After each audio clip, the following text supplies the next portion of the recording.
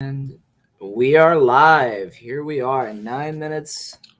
9 minutes past, but we're never on time in these parts. Hristo is still yet to be found. So here it is. Me and Dave for right now. How you doing, man? How's it going? What's up, bro? What's up, man? We're good. We're good. Personally having a decent week, and also enter wise, not too bad. Some good, some bad. So we're okay, man. We are a little late, but it could be worse because somebody's missing. So hey, Yeah. The guy that was like, "Oh, here's the time we go." Oh, make speaking sure we're on of, time, guys. yeah, he's just sent something in the chat. He's on his way, so we'll get him here. We'll get him here before we're on the way out. So we'll see what happens. All right. But I want to go ahead and get your thoughts before we get Hristo in, and I'm sure he'll have plenty to say. I guess we got to Mhm. start with the draw against Juve. Stop shit talking. No, Hristo, show up faster. It's fine. You'll defend yourself in a minute. It's cool. Yeah, But not in the chat. yeah, draw against Juve. I think it's something we've all seen before. We know this script. I don't know if there's too Hmm. much to say. I liked what I saw up until Yeah. the invented Um, penalty. what I make of that game, honestly, the positive to take out of it is that it's been without a doubt, hands down, our best defensive performance of the whole season under Inzaghi. Um, and I guess part of it, especially from what we saw yesterday, was it yesterday or 2 days ago yesterday when they played Sassuolo. Part of it is because Juve are shit going forward and they don't create much, but we looked good defensively. Even they scored, you feel like it would have taken something like that for them to score. And as far as that incident itself, we should know better. And it sucks that it had to happen to a guy like Dumfries, a guy that clearly he wants to do so well, and he's doing all the right things off the pitch to make the fans love him. But when you make a mistake like that against Juve in all matches so late in the match that we were leading, it leaves a sour taste in your mouth. So that's why personally I chose to not say anything about it because it does suck. It was a mistake, and I know some guys in the squad, if they had made that mistake, I would have jumped right on them. But it's a new guy. He made the mistake. He should know better. If in those games, anything 50-50, it'll go against us. So even if when we saw the referee made a clear decision, and VAR for some reason, well, not for some reason, for the reason that we know, they decided to break the rules and make an exception, and send him to go make a change. Because these things, when you look at them in the VAR, the frame by frame, the slow frame, you got to give the foul in a VAR. But he saw it in lifetime and didn't give it. So I guess that was my long-winded thought of the whole match. We looked very good defensively. It sucked that we had to give it up in that manner, and it also sucks that I guess we must say it, like we didn't show enough bravery as well to go get that second goal. It didn't We didn't show any sense of urgency, like yo, we need a second goal. We were pretty much satisfied. There were a couple counters that we probably might have done better and gotten a second goal, but we didn't press the issue. So yeah, we take full responsibility. I'm glad that we're talking about it. What, 6 days after the match, I've calmed down and I'm not really spewing the whole Rube this, Rube that. The although the decision was questionable, I rather take the approach of taking our responsibility in that. Yeah. I think I said, I forget where I said. I don't think I put it on the timeline. It was probably too volatile to do it at that time, but it would have taken someone like Dumfries, who has never played in a match against Juve, at least in Serie A. I don't think he played. I don't think No, PSV ever I don't ran think into it's seen them him. Yeah. either. So yeah, he's never been in this derby. He doesn't know that.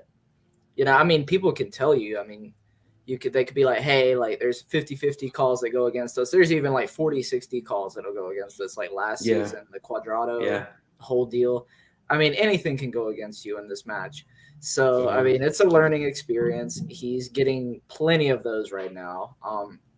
I do agree that should have gotten a second goal. That would have killed it off. That's what killed it off. Like last season. Yeah. I mean, last year under Conte, yeah. Last year under Conte, like, I mean, we got a goal early. I think it was around the same minute that Vidal scored that header, but you know, and then we of course sat deep after that. I felt like Inzaghi was trying to make a point to say that, like, look, I can sit deep, I can squander Juve, I can do whatever I've got to do, but it just to come down to that last moment, the counters, we didn't have too many of them. They moved too slow because we were like defense first. We don't have anyone to turn that defense around like we did before. But it is what it is. It was a good show. Yeah, I mean, I guess you kind of could see it coming. That's what sucks. It's like at some point, most fans have pointed it out. So I don't need to even give anybody credit because most people have pointed it out. It's like that moment that he took out Perisic. That's the sub that pretty much, I guess, and also I guess he took out Hakan. No matter what Hakan was doing, he wasn't doing nothing on the pitch, but he was still advancing the ball. When you take him out and you put Gagliardini, that's pretty much saying that I'm done playing. I'm trying to conserve what I have, you know. And I feel like that's something that when you see a team like Sassuolo up into the 91st or 90-something minutes still trying the issue, then that makes you feel a certain way that you're a better team, and you're up to Juve's level, and you lack courage. You were pretty much a coward as far as like going for a second goal to kill the match, and I guess it bit us in our asses. Yeah. I mean, it's easy to look back now, like you said, 6 days, however many days after the fact. 5 days, I don't remember, but enough days after the fact that like there's been another match and there's been an Inter win. So it's like, you know, there's like one wall passed, so we can just kind of look at it more objectively. And I really do think that if that match was played again, I think Inter would take maximum points. I don't think that same thing would happen again. But I mean, at least, you know, I mean, Dumfries on for Perisic wasn't as bad as Santon for Icardi. Like, I mean, we've seen worse in this derby. No, for sure. Yeah, it stings. But Juve, of course, holding a little bit of karma there. That loss to Sassuolo at home. I don't know if you watched that, but maybe this is just I was watching it. You watched it? Did you see how empty that stadium was? Yeah. And I thought at first that, okay, you know what, they have restrictions with COVID and all that. But then I remembered that they're actually allowed 30,000 because I remember it was in a whole controversy about how they were allowing them more than everybody else. I'm not sure if it's still the case or if they've updated it so far, because I know they kept having meetings afterwards.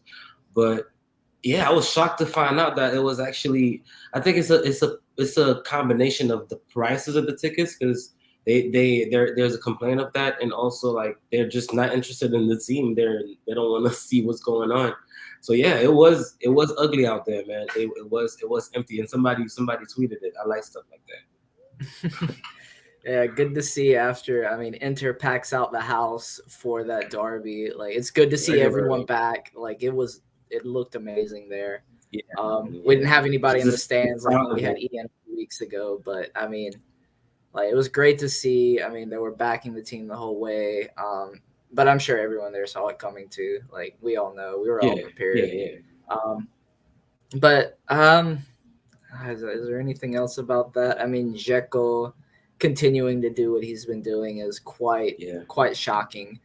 I thought it was a good defensive performance. I didn't think anybody was really lacking too much. I thought Perisic had a great game. I hope it's not just like his little, purple patch he gets every season. I hope like this is something that after Conte, like teaching them a little bit more, getting them over that mental hump. And plus, I mean, dude won a treble like 2 seasons ago now. So like he should be ready like to finally go a full season and not take like a basketball and volleyball break around like January. But exactly, that's what I was about to say. Usually with him, it happens around December, January. So let's see, man.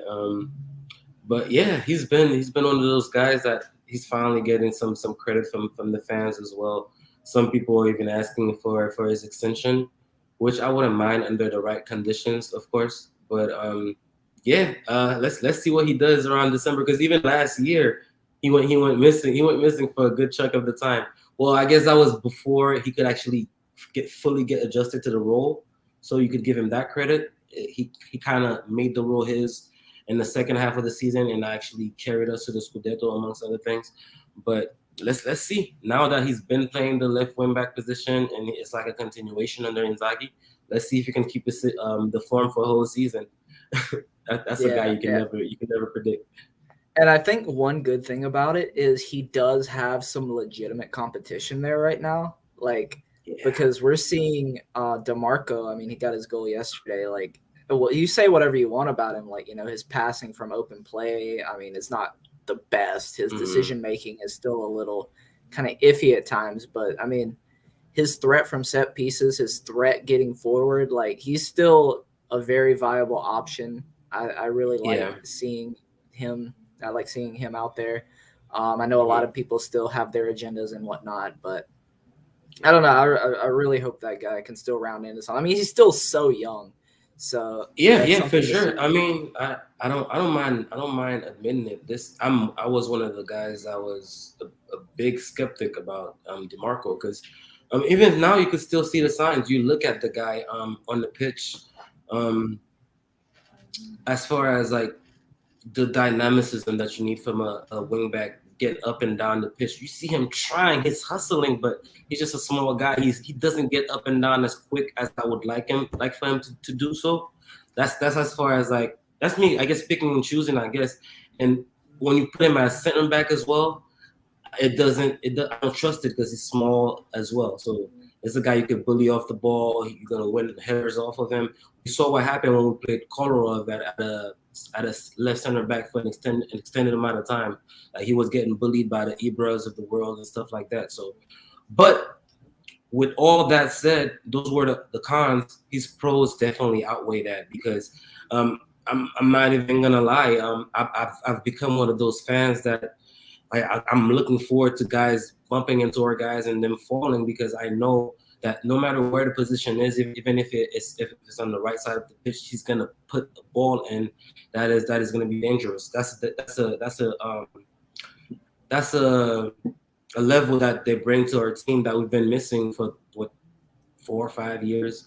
Even Eriksson, like when he was playing last year, like he was hitting the first man in the walls and stuff like that. It was still inconsistent, but with DeMarco, that's a guarantee, man. So what he brings with that left foot, it makes him. I guess that's why Inzaghi has been creative as far as finding ways to bring him on the pitch, left center back where he's overlapping with Perisic, or left wing back and stuff like that. So yeah, he's definitely an asset, and I'm happy for him because he says it every chance he gets. I've gone on so many loans. I've worked so hard for this shirt. Blah blah blah. Like, hey man, more power to you. You know? Yeah.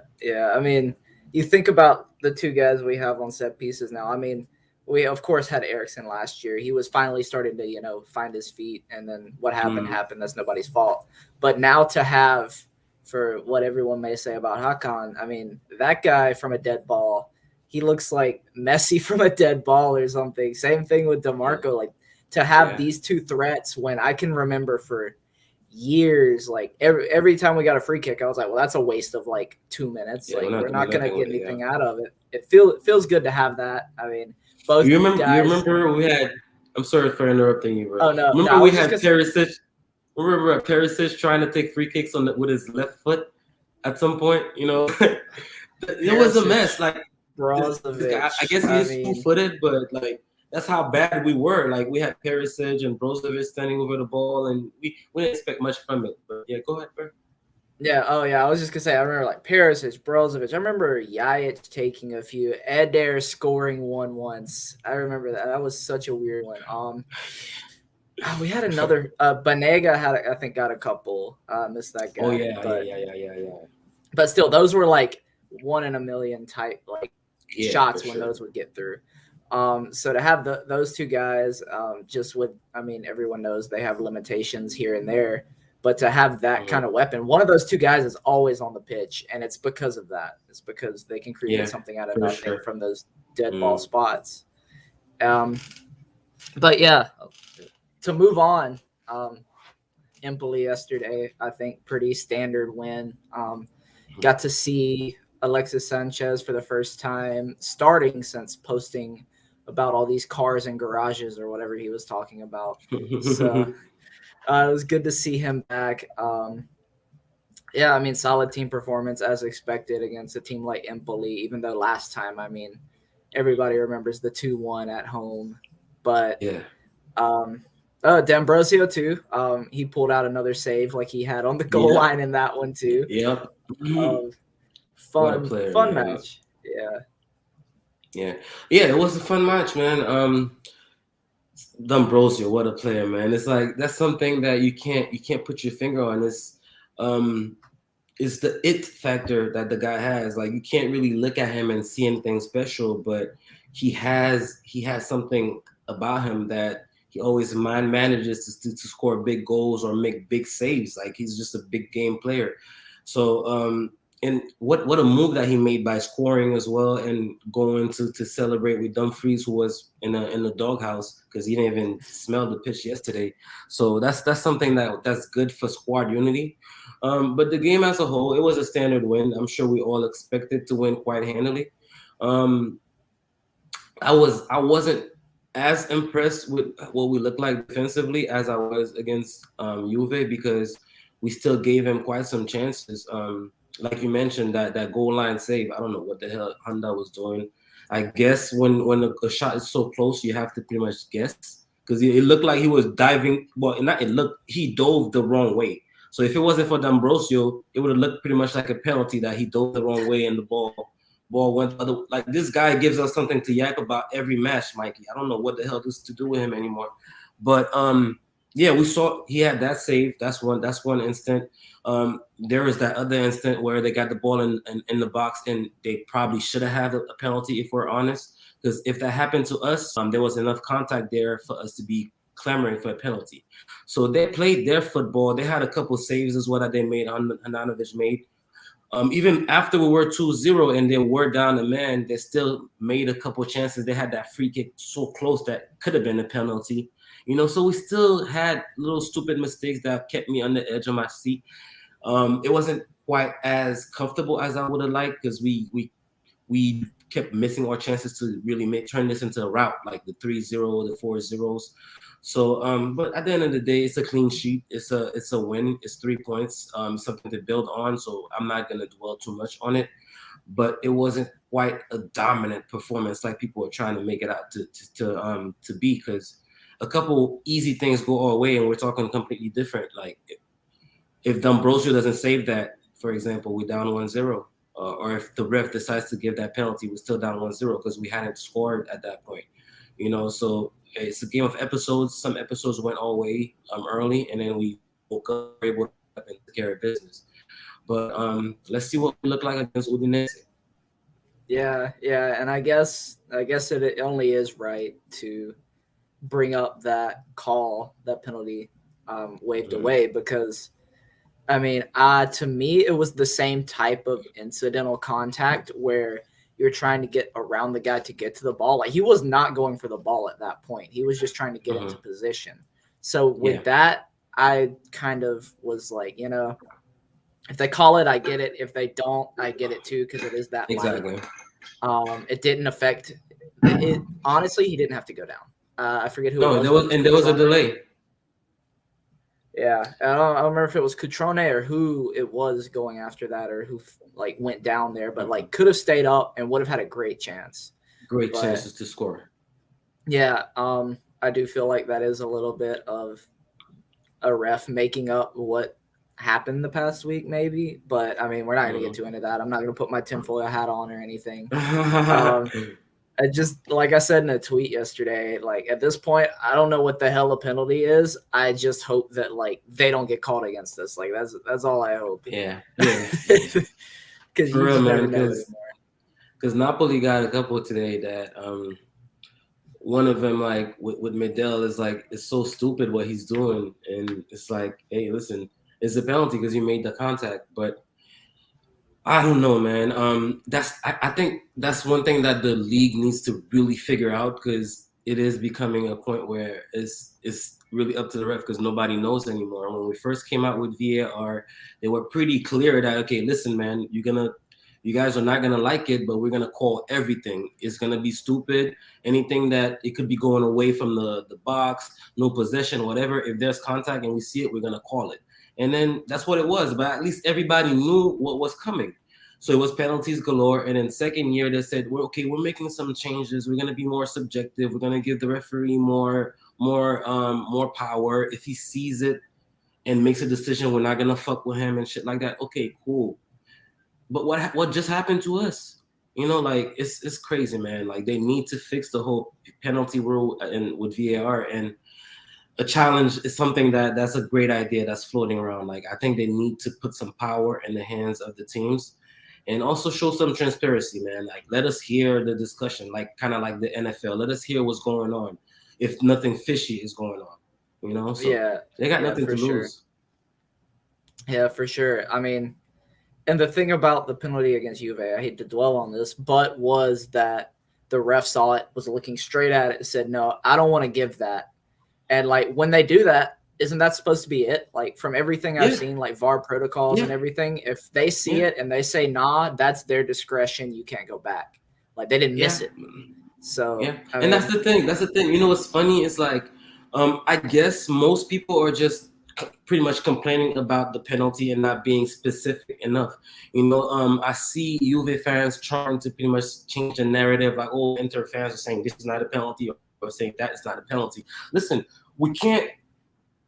When we see the video, there's contact and all that stuff. We can't debate that. That's not what we're debating. The thing is, it's not like 2 years ago or 3 years ago it happened to us. Literally, the previous match we played Juve. Right, the penalty happens, Perisic and Cuadrado and stuff like that, and then because the ref calls it so definitely on the pitch, the VAR could not intervene, and that's what they told us afterwards. Like, okay, we could tell, we agree that it is questionable and all that, but the ref definitely saw it and he called it. It's up to his discretion. The VAR could not could not interfere. Okay, cool. We took our L, and then literally the next match, you guys fuck us with the opposite of what you guys said. And this time what you guys did is, okay, the ref saw it, but this time, because it was not in Juve's favor, this time you guys broke the rules and made VAR interfere and made them go look at it. You know, so that's what's frustrating, man. It's because, like, at this point, they're not. It's not even like they're trying to finesse us anymore. It's right in front of our face. The game before, you told us you couldn't do it, and in the next game, you show us that you're doing it for Juve. So that's what it is, man. I don't want to keep dwelling on it either, like you keep saying, but we have a legitimate gripe here, and nothing's gonna change, unfortunately. Yeah, and it just goes to show. And then the next match of Inter, you get the same thing with the D'Ambrosio penalty, but I mean the ref's discretion is respected there. So I mean, it is what it is. I mean, and I guess the most ironic, the most Serie A thing to happen is D'Ambrosio, like that passage of play ends, bring the ball back up to the other end. He plays the 1-2 with Sanchez. Sanchez with a nice chip over the back line. D'Ambrosio with that magic head of his just loops it right over the keeper. I mean, not a hair got out of place, by the way, after the header. I know. I don't know how much product that man uses, but I hope we give him a raise so he can get him some more. Well, he needs to give some to Lautaro, because shout out to Safia, by the way, on Twitter. Safia is always getting on Lautaro's hair, because you know how his hair is just spiky and stuff no matter what. I guess D'Ambrosio needs to give the guy some of his gel so he could like gel it down a little bit. Yeah, you know? And I mean Lautaro, of course. Speaking of Lautaro, look, exactly. He definitely has gel money now. He could afford some gel. Yeah, he's got that gel money. Signed his contract today. But oh my God, like, I mean, my hair's a little off today, but I mean, I'm not signing a contract, so it is what it is. But my guy's signing a contract and has got like half box, half like wave going on. I don't know, bro. Listen, I don't know, like, because I always told myself, like, yo, if I was a millionaire, man, I'd be the flyest dude. I'd do this, I'd do that. But that's probably something he probably likes it. He thinks he's fly. Well, he has a beautiful girl, so I think he's doing well. I guess he won. He wins in the end. He's doing okay. All right. I mean, but what is it? Now that we're talking about it, this is a guy that I'm always on his back. I call him Bam Martinez because of his lack of composure in front of the goal. But this is a guy that no matter how much we hate on him from time to time, or we're hard on him, is because he's our boy, he's our kid, and we have so many so high expectations for him. That's what it is. But I'm sure every Interesti is happy about him extending. Nobody really wanted to lose him. Nobody really wanted to sell him because we know his talent. He's one of the best young strikers in the world, without a doubt. So I'm glad that he's staying, and the club are showing great sign of intent by not only him.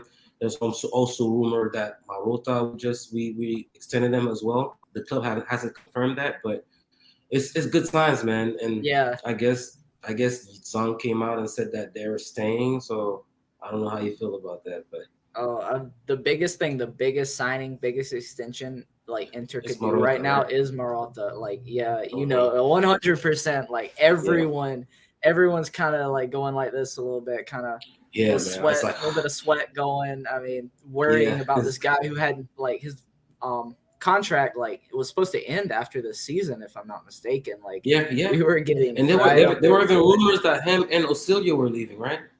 Yeah, both of them contracts running out at the same time. I haven't heard anything else about Auxilio, but I mean, keeping Marotta is probably the biggest thing. Yeah. If you keep Marotta, I think Auxilio's staying too. And even if not, then whoever's going to be working under him, it'll be fine. He's the Godfather. That's he'll handpick whoever. Like, it'll be fine. I'm not worried at all about that. I'm just happy to keep Marotta. Happy that Lautaro's whack hair job got rewarded with a new contract. I mean, we had a Cardi with his like 3 mile wide part for a while. So just something about Argentinian strikers. You got to have a little bit of a funky haircut. Yeah. But not everybody can have the beautiful locks of Batistuta.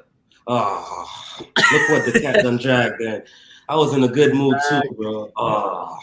He's back. We have Hristo for the last bit of the episode. What's up, Batman? How's it going? Oh, with the mic. Oh, look, he's got the mic. Ooh, can't he's hear flexing on us, bro. Ooh, shiny. But I'm not sure whether it's working or not. We can hear you now. It's okay. Yeah. Let me see. What was the feature then?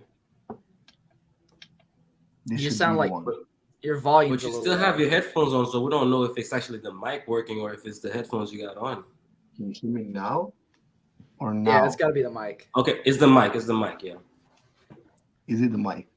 Yes. Yeah, it is. I don't know if you've mentioned about yesterday's mistake of Handanovic and the DiMarco situation. Which one?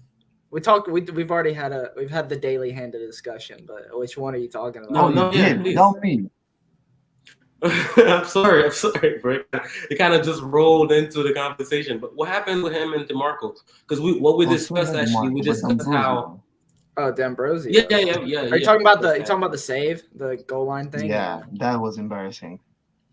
Yeah, I tried to give him. I didn't mention this earlier, but I tried to give him the benefit of the doubt because I mean that ball is like pinballing around in there, so I'm like maybe he was already reacting to like one of the like deflections. But yeah, he definitely started diving more when we all saw the ball hit. So I don't know.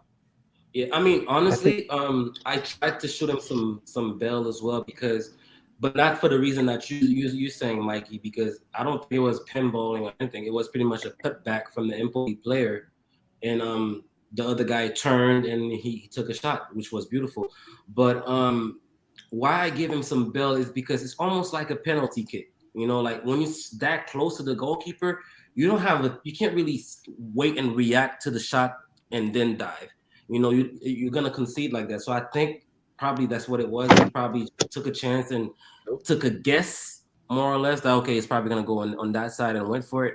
That's the only excuse I would give him because like it was embarrassing. And Hristo, we already talked about it, but it would have been ugly. Like if D'Ambrosio wasn't there, it would have just looked like our guy dove in a direction and the ball went another direction.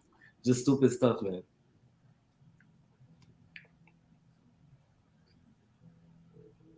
Nope. And he's gone.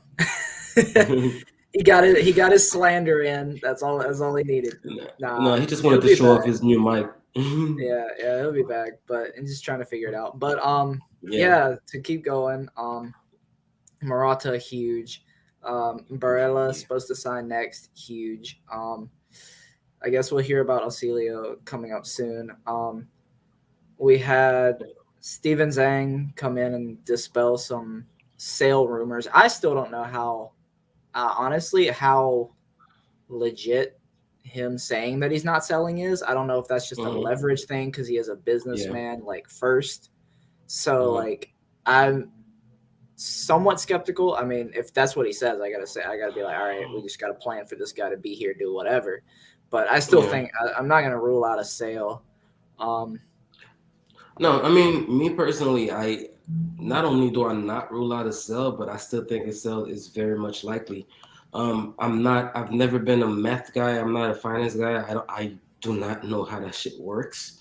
But just from what I've seen, man, like it's not sustainable to Suning keeping Enter, for example. Like I don't know how, because they already have that depth that they took. They took the loan, and that's what we're running on right now, pretty much. Because there's nothing coming from them, and the club is not running at a profit. So when you hold on to Enter like that, and all the news coming out of China is just straight up bad news. They're pretty much every week you see a new report that the Zongs are old. They owe this family. They owe that. They're going to court for this. They're being sued for that. You understand? It's all bad news. So why would you want to hold on to a failing asset? I don't know if failing is the right word, but an asset that pretty much runs out of loss. It's high maintenance. It's very high maintenance. It's high maintenance, and it's pretty much it doesn't make sense to him. So to them, unless because they are close to the government as well. So unless they know something that we don't, because I guess part of the world are recovering from the virus. So maybe at some point China's gonna be like, okay, you know what, you guys could go back to doing whatever you guys were doing. At which point it's gonna be, hey, welcome back, because they were doing wonderful. You know what I mean? But unless this happens, they need to sell, man. But all the yapping I'm doing is to say this. And in general, I'm happy because I don't think a guy like Morata is gonna sign a contract if he's not sure that something good is going on, and that it's not gonna be a mess next summer where they gotta sell this player, sell that player, and patch shit up. So that extension for Lautaro and the extension for Morata, they mean much more to me than whatever is coming out of Steven Zhang's mouth. So that's where I'm at right now. Yeah, I mean, those are concrete things. Like that means more than like all the rumors in papers, anything that like, yeah, you've said. Like this is hard evidence, and like that it's a sight for sore eyes, like for sure. I mean, after everything, but Hristo, what are your thoughts on extensions finally rolling in? Do you think we're finally turning a corner, maybe?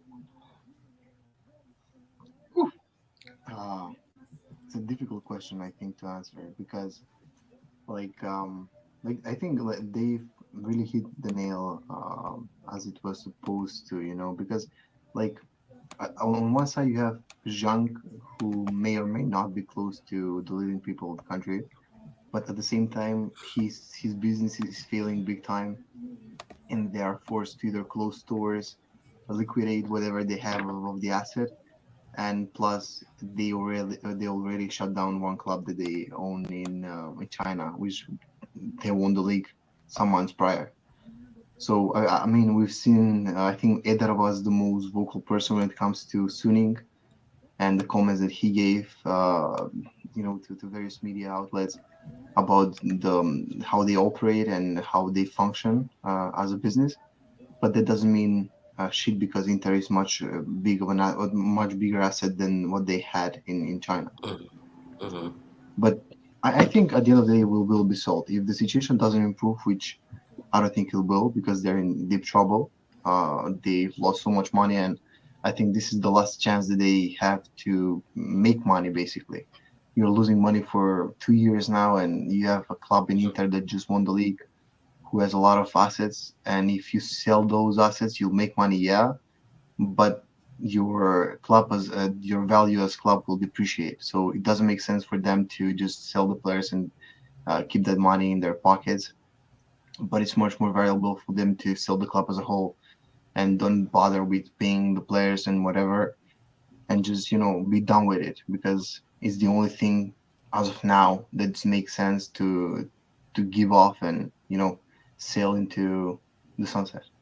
Yeah, I think you're right because I mean, Dave said it a bit earlier about recovering from the pandemic. I don't think China's ever going to go back to. I mean, I'm not.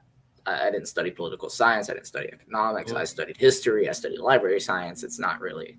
It doesn't line up. But I mean, everything I've seen. I mean, they've got big ties to Evergrande, which is like the big real estate corporation out in China, and like I forget how much they paid eye-watering sums into that company, and now they've basically created a Chinese housing bubble, like something in the U.S. in '08, which I mean caused all kinds of trouble across the world. Yeah. So China's trying to weather that, and then I mean they've already like contracted their sport investment throughout the country. They were cracking down on that before the pandemic even.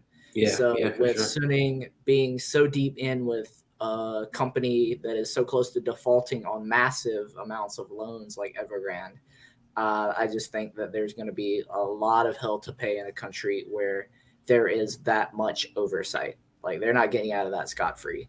So I think the best thing is to sell, and I think this might be just for me looking at it from the outside. I mean, this might be something that does help us sale. Like if you're like, all right, best exec in the game, we got him locked up for 5 more years.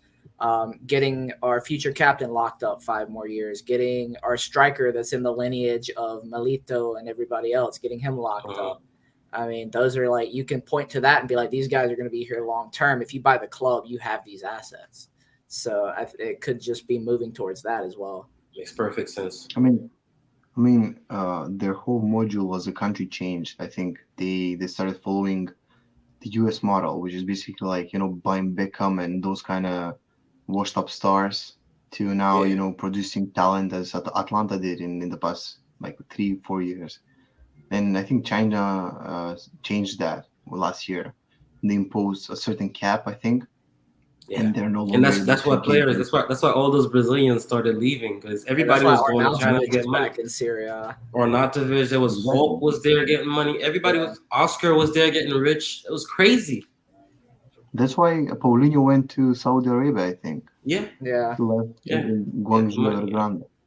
So yeah, I mean they're changing their module as a whole, and on top of that, they stopped investing in football as they did before.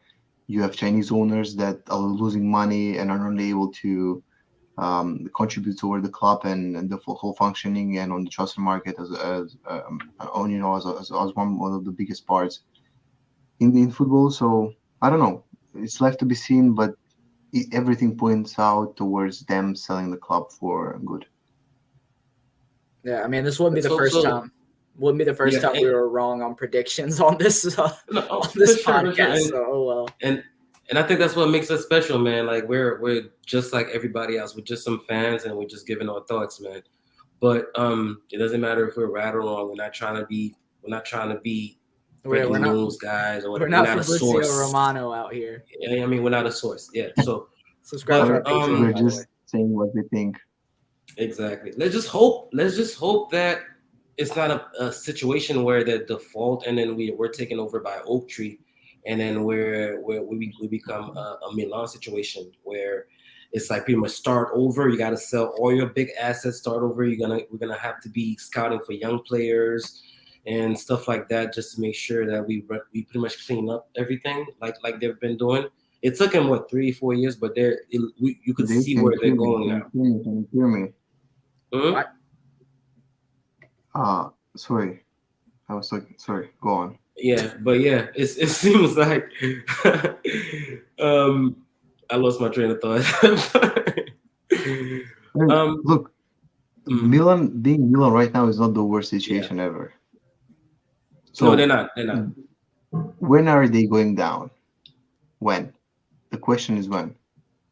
I mean, I don't know, man. It was supposed to begin now, but the thing is, we must admit it, guys. Um, the personality that they lacked, they seem to have gained it, or they are gaining it.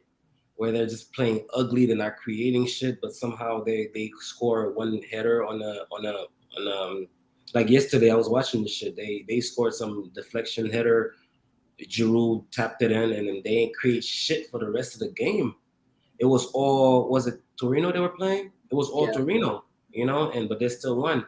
And stuff like that. We could talk shit all we want as Interisti, but we won a lot of games like that. And that's what it takes to win the championship.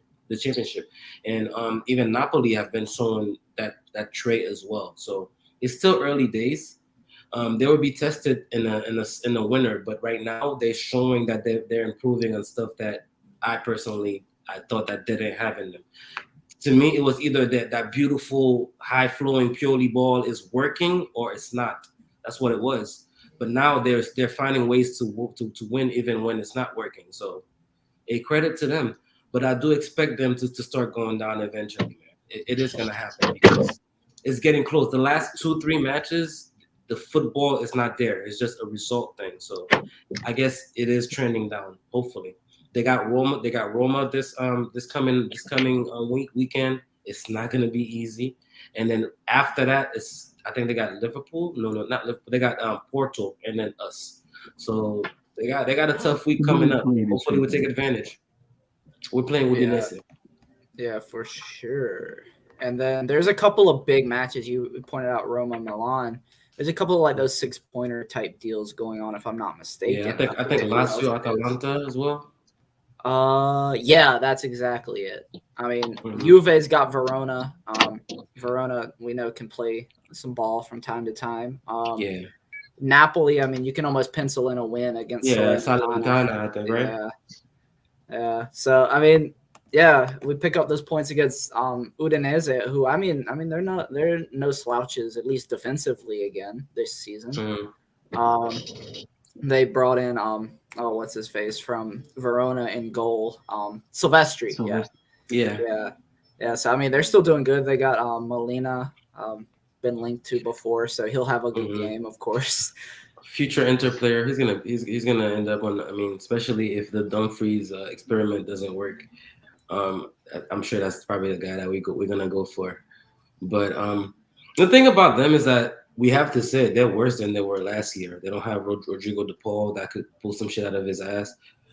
It's still, I mean, they lost a couple guys. We should handle that team easily. Like they're not this defensive juggernaut. They were the only team that shut us out last year that we couldn't score a goal. It was 0-0.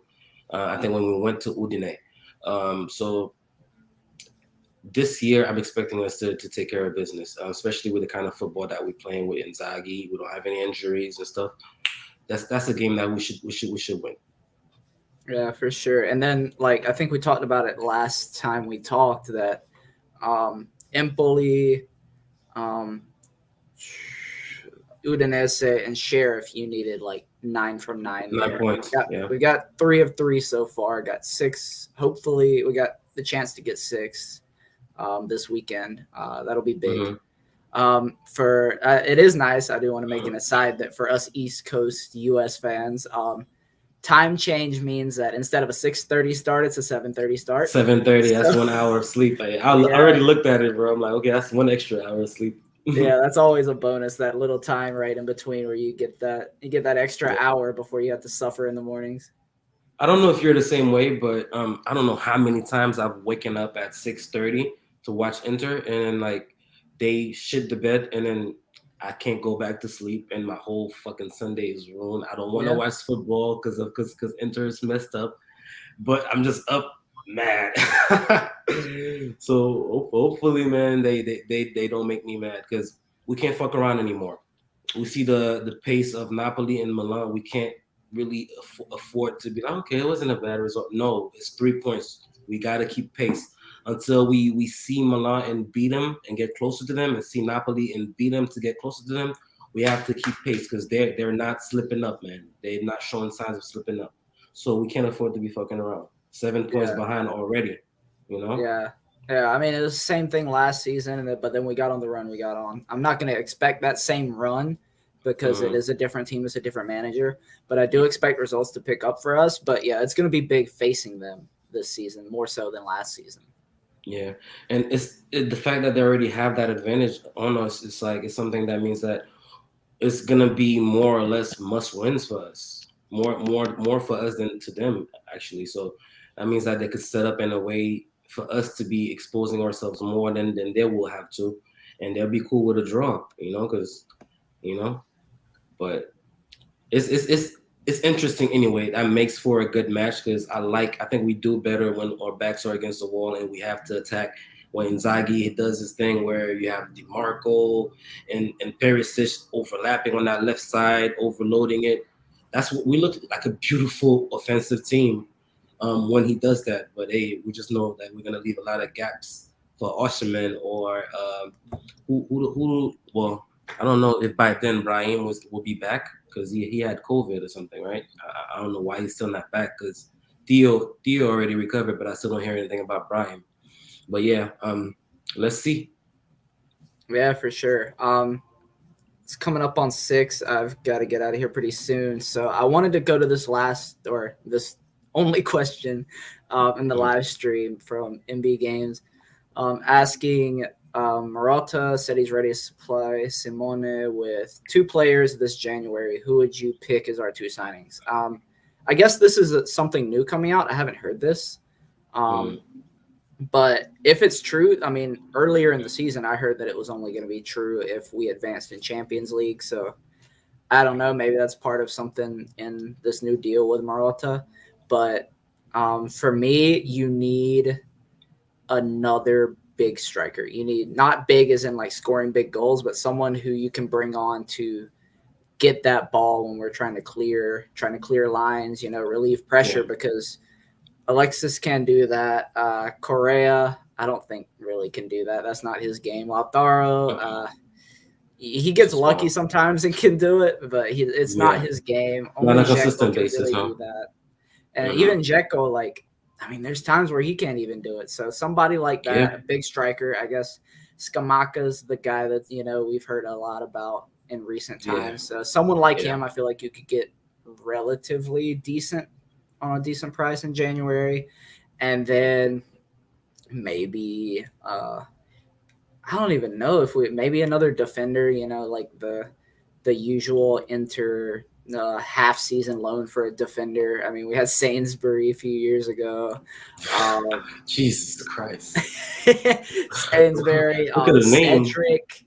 Cedric. Yeah, yeah, guys Oh like man, that. what was that guy? That guy that became Icardi's best friend. What was his name again? Oh God, Lissandro Uh, Lopez. oh, Yeah, that guy. Yeah, that boy got right to grilling with Icardi, bro. yeah. Oh, He they're literally still came to best friends. They're be. still close.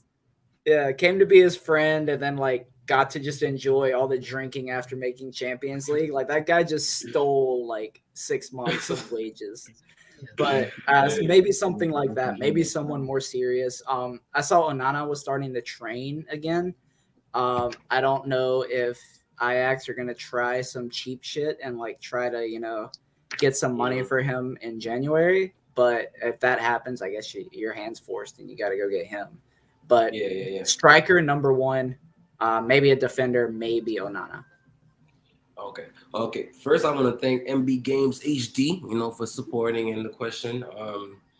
But to answer the question, and I haven't heard about it either. The 2 players, everybody was saying that we're pretty much broke. We're not gonna get anybody unless we sell somebody.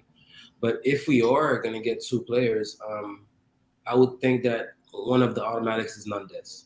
Because of that mess that was that saga in the summer. I think that we need to wrap it up. So and we still need as well. Again, I hate to go back to my guy because I wish so well that he does so well and proves everybody wrong. If Dumfries continues to struggle, we're gonna need Hernandez to come and compete with Darmian. Because we can't just keep going with Darmian and not trust Dumfries. So I would say Nandez is one of the guys for sure. And secondly, yes, we need a physical striker. We see it like once they press us, we can't hold up the ball. We can't hold it up in the midfield either.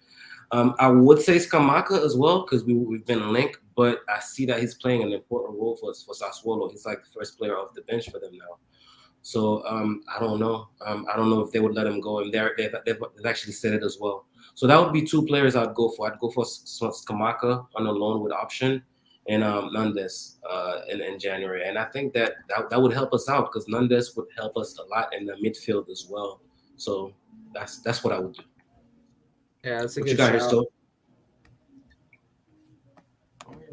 Nundes is not a bad shout. Nundes, a goalkeeper in Arana, and as Mike said, a combination of someone that can score or keep up the ball. So I think that's all that we can ask for and be happy.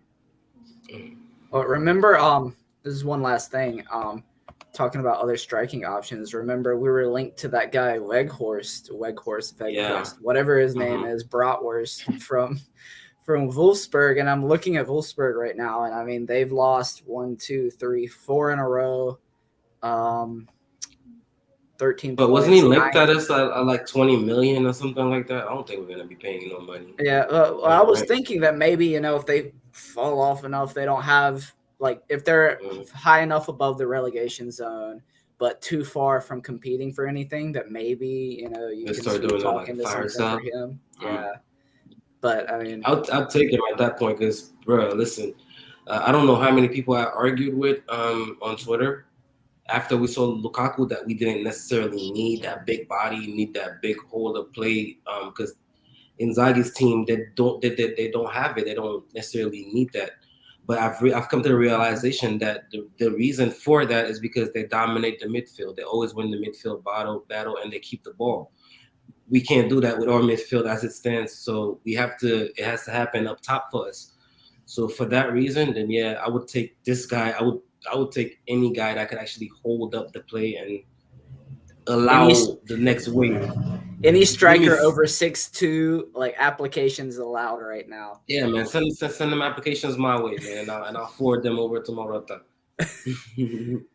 So one more comment. Fern A say dreaming of Aouar in this team.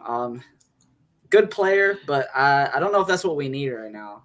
Especially in January, I think that's more of a summer signing. Yeah, because then you need to figure out where he fits, what you're going to do with him. I mean, I get where you could put him because if you're not convinced by Çalhanoğlu and you're tired of seeing Gagliardini and Vecino, that's the guy that plugs that hole.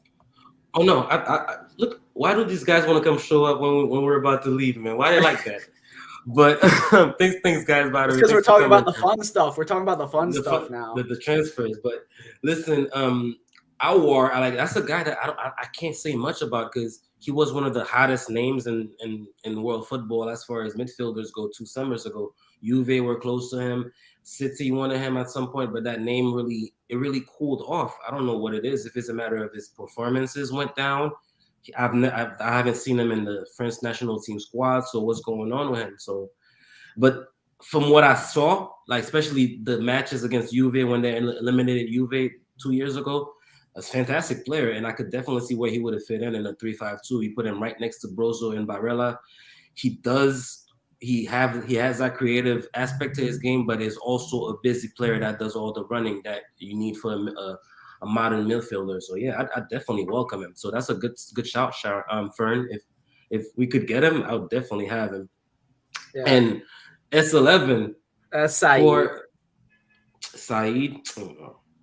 Okay, Saeed. I guess I answer Saeed's question, bro. I guess I answer his question. But if that's true, First of all, I don't believe it, man. As soon as I saw that rumor, I could tell that it's probably some board journalist that wanted some click, because it doesn't make sense. We just signed the guy, and he's one of our highest earners, and now all of a sudden there's rumors that we're gonna send him to Lazio and send some cash to get Luis Alberto.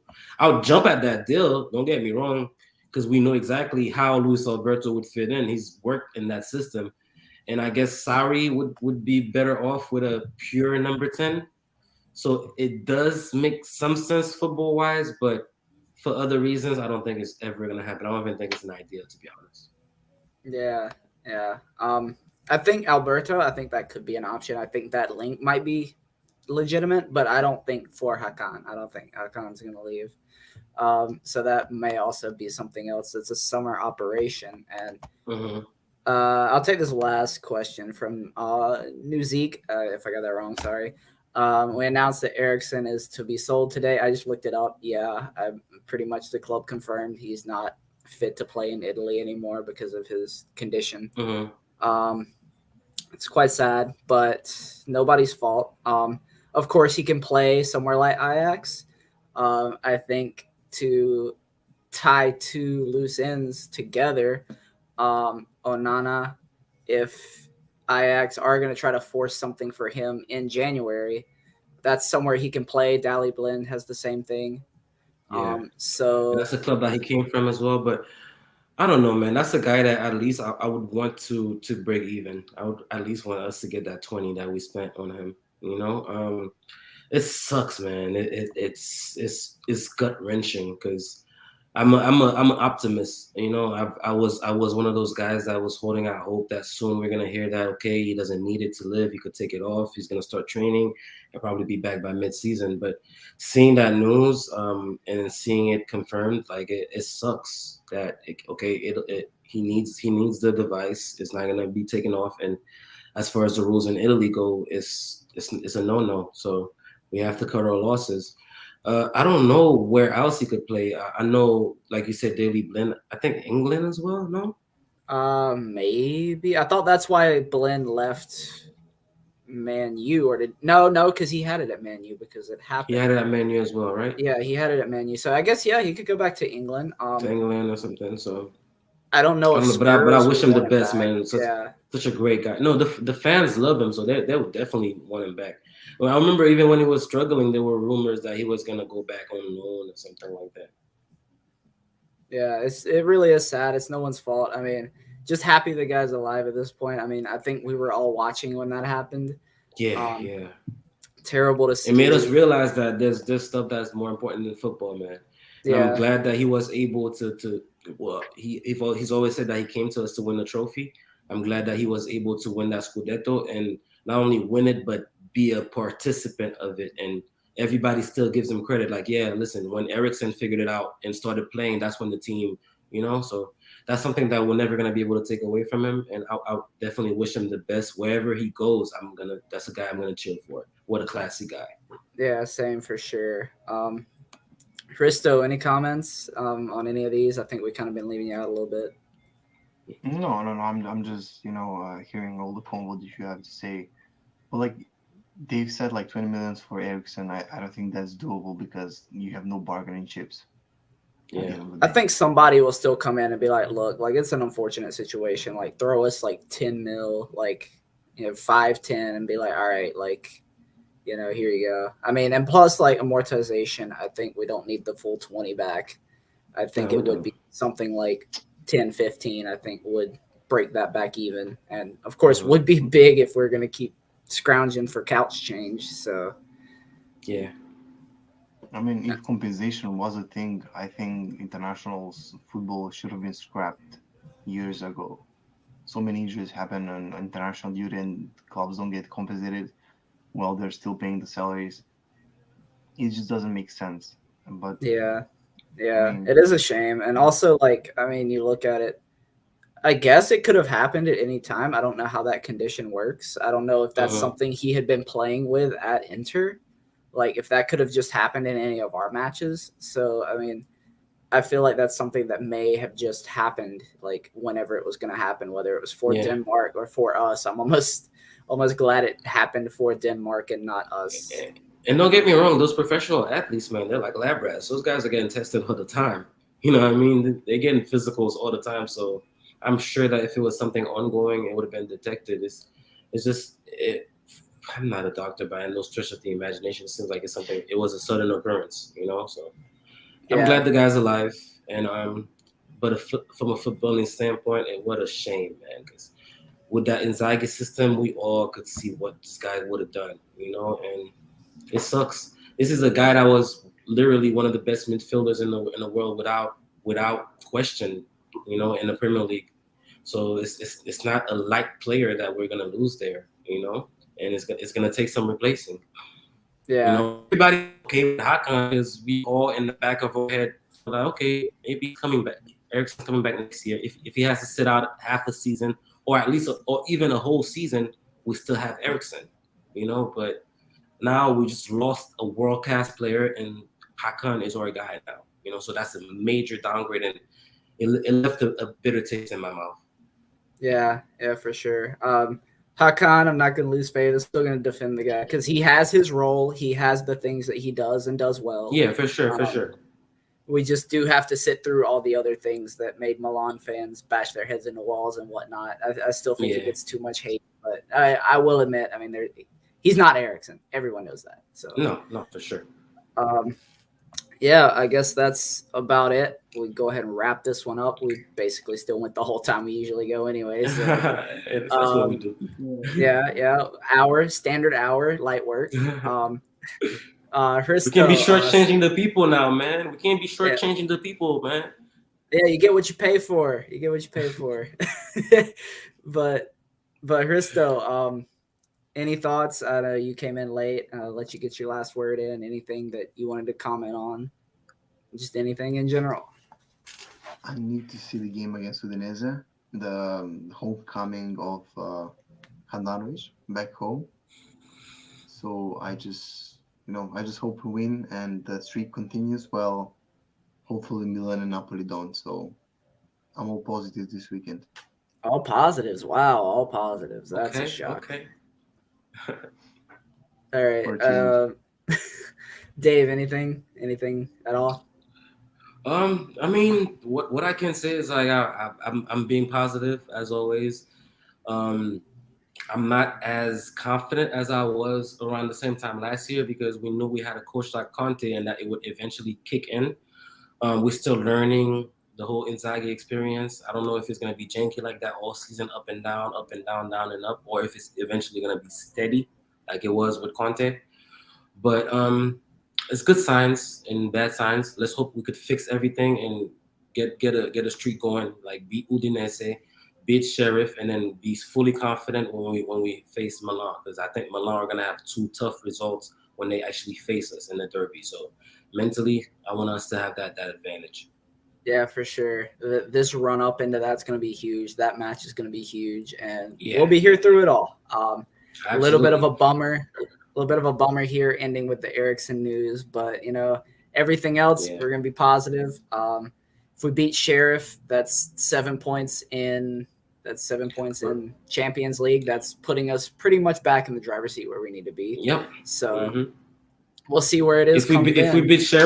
If we beat Sheriff and Real Madrid don't beat Shakhtar, for example, we'd be right there in second place. I think first or second place. Even. Yeah, for sure.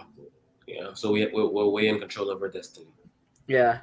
So we'll end with that. We'll see you guys somewhere in between those matches. Thanks as always, Dave. Thanks, Hristo, who's already left. But we'll see you all in the next one.